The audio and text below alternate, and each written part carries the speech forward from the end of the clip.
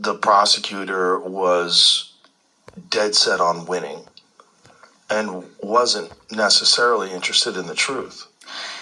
What he says, and it's again, it goes back to like, what are we telling ourselves and what is the cognitive bias? And I think this is where it gets super interesting, because winning is interpreted in some people's minds as doing their duty, right? Like, he was doing his duty.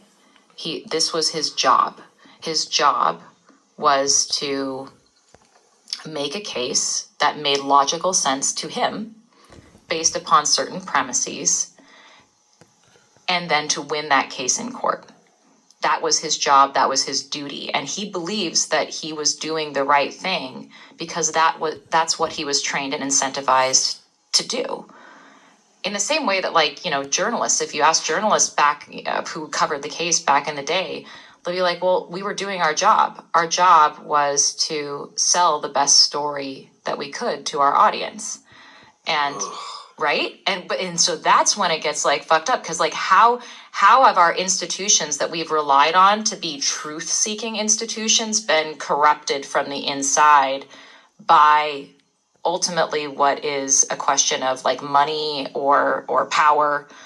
When politics gets brought into the equation with criminal justice, suddenly, your prosecutor is now wanting to win cases, not because they're the right cases to win, but because they want to be elected. Like, all of that gets distorted, and the motivations behind all our institutions become warped. Well, with the media, it's even more disgusting, because it's not about politics. It's literally just about getting people to pay attention to their story, right? And buy newspapers or click on links, right? That's it, right? And then they hold the audience accountable for the kinds of stories that they are then incentivized to write. They say, well, I wouldn't have been writing this story if you weren't clicking on it. And it's just like this vicious cycle. That's crazy. It's like I wouldn't have robbed your house if you didn't have nice stuff. Exactly. That's fucking crazy. But